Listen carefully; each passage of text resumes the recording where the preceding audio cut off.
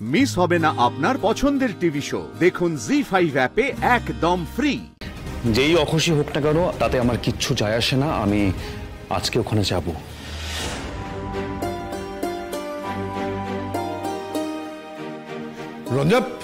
রঞ্জা তুমি চুপ করে আছো কেন? বোঝাও না ওকে। মা প্লিজ, তুমি এটা নিয়ে আমাকে কিচ্ছু বোঝাতে এসো না প্লিজ মা। আমি যে কি বলবো না কিছুই বুঝে উঠতে পারছি না। মানে 1 বছর আগে ওই গুঞ্জা দিদির সাথে তো ডাক্তারবাবুর বিয়ে হওয়ার কথা ছিল, সেটা হলো না, তোর সাথে হলো। আর 1 বছর পর ডক্টর দাশগুপ্ত আবার ওই মেয়েটিকেই বিয়ে করছেন, তাও আবার ওই তারিখেই। আর তুই গিফট দিচ্ছিস, মানে এটা তো পরিষ্কার বোঝাই যাচ্ছে যে উনি নিজের পুরনো প্রেমিকাকে বিয়ে করার জন্য তোকে ডিভোর্স দিচ্ছেন। ডাক্তারবাবু কারে বিয়ে করতেছেন এটা লইয়া আমি ভাইবা কি করুন কত।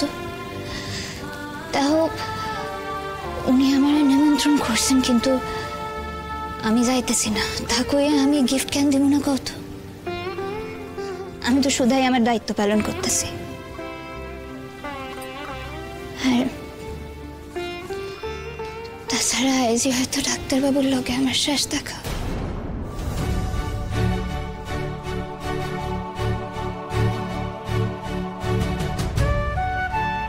ডক্টর দাশগুপ্ত আজ আসছেন? আমি আইতে কইছি ওনারে। তোর সঙ্গে সম্পর্ক কেটে দিয়ে উনি ওনার পুরনো প্রেমিকাকে বিয়ে করছেন, আর তুই উপহার নিতে ডাকলে উনি চলে আসবেন? আমি উপহার দেওয়ানোর লেগে তো ওনারে ডাকতেছি না। আর উনি আইবেন কিনা এই ব্যাপারে আমি নিশ্চিত হইয়া কইতে পারি না। দেখা যাক না কি হয়। ধানসিরি, একটা কথা বল। দেখ, উনি যদি আজকে আসেন না, উনি কিন্তু তোর জন্য আসছেন, জানিস তো, উপহারের জন্য নয়। ধানসিরি, এখনো সময় আছে বোধহয়।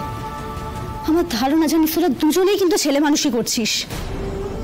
কি কইতেছো তুমি সুপর্ণাদি? গুঞ্জা দিয়ে যারে উনি 2 চোখে সহ্য করতে পারতেন না, তার লগে উনি বিয়া করতেছেন। এটা ওনার সাল মানছি।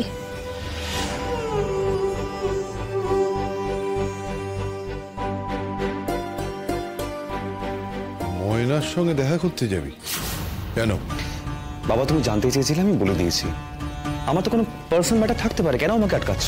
না পারে না। কাল বাদে পরশু তোর বিয়ে। আজ এই মুহূর্তে ময়নার সঙ্গে তোর কোনো ব্যাপার থাকতে পারে না। জেঠুমনি, বলছি যে ও যদি দেখা করতে যায় তো যাক না, অসুবিধা কি আছে? তুই কবে আবার বড়দের মুখে মুখে কথা বলতে শিখলি? হ্যাঁ, এবার আসার পর থেকে দেখছি বিহান তুই বড্ড বেশি লায়ক হয়ে গিয়েছিস।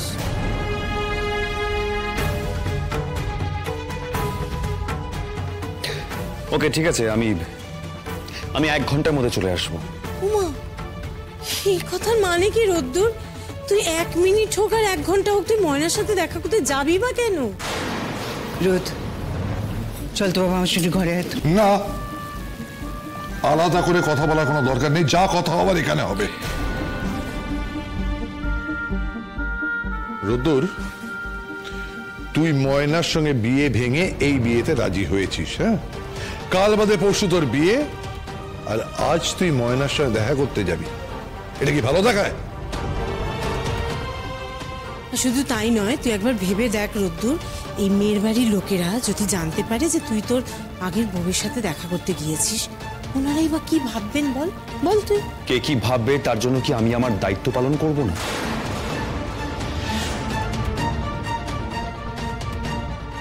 দায়িত্ব? ময়নার প্রতি তোমার এখনো কোনো দায়িত্ব আছে নাকি রোদ্দুর? আছে।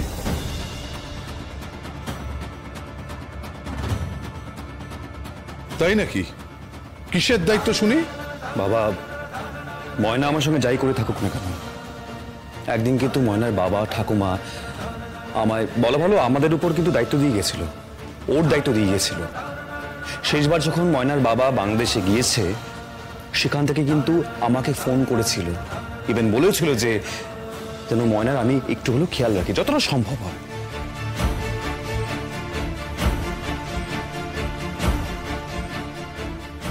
বলছিলাম,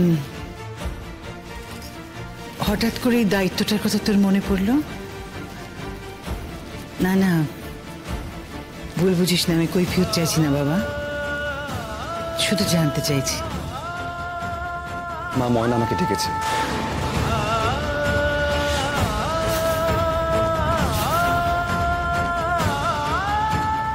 ময়নার সঙ্গে দেখা করতে চেয়েছে।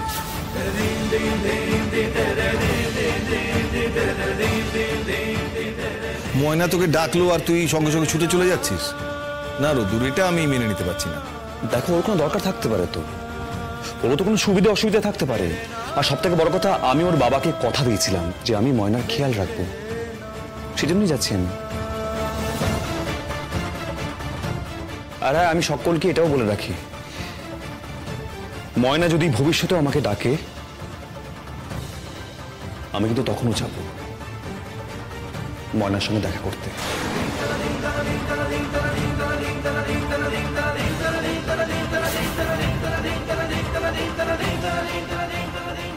আমি আমার দায়িত্ব পালন করতে অবশ্যই চাই। এই কি করতে চাইছিস বলতো? তুই কি করতে চাইছিস? বাবা, আমি তো সত্যিটা না বলে যেতে পারতাম, কিন্তু আমি কোনো জিনিস না লুকিয়ে করতে চাই না, তাই আমি বললাম তোমাকে। কিন্তু রোদ্দুর, তুই যা করছিস সেটা তোর বউ মেনে নেবে? সেটা আমি বুঝে নেব। এটা কি ঠিক হচ্ছে নাকি রোদ্দুর? একটা মেয়েকে বিয়ে করে তুই বাড়িতে বউ করে নিয়ে আসবি, আর তাকে তুই বলবি আরেকটা মেয়ের দায়িত্ব পালন করবি? সেই ব্যাপারটা কি করে মেনে নেবে বলতো? সে কি ভবিষ্যতে এসব দেখে খুশি হবে নাকি? যেই অখুশি হোক না কেন, তাতে আমার কিচ্ছু যায় আসে না। আমি আজকে ওখানে যাব।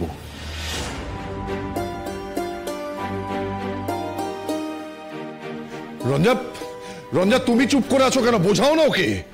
মা প্লিজ, তুমি এটা নিয়ে আমাকে কিচ্ছু বলতে এসো না, প্লিজ মা। রোদ্দুর, তুই অনেক বড় বড় কথা বলছিস। তুই ময়নার দায়িত্ব নিবি, ভালো কথা, কিন্তু ময়না ও কি করেছে বল? ও তো তোকে অনেক কথা দিয়েছিল, কোনো কথা রেখেছে সেই মেয়ে? উল্টে কি করেছে? সে তো আরেকজনকে খুঁজে নিয়েছে তার দায়িত্ব নেওয়ার জন্য। তাহলে তুই কেন বল দেখি রোদ্দুর ওর পেছনে ঘুরে ঘুরে মরবি? বললাম তো মেজো মা, আমি আমার দায়িত্বটুকু শুধু পালন করতে যাচ্ছি। আরে দেখো,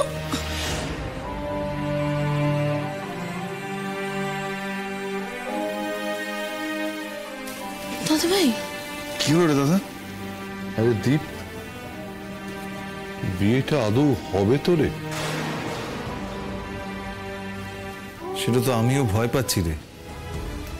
রোদ্দুর বিয়েতে রাজি তো হলো, কিন্তু বিয়ের পিঁড়ি অবধি পৌঁছবে তো?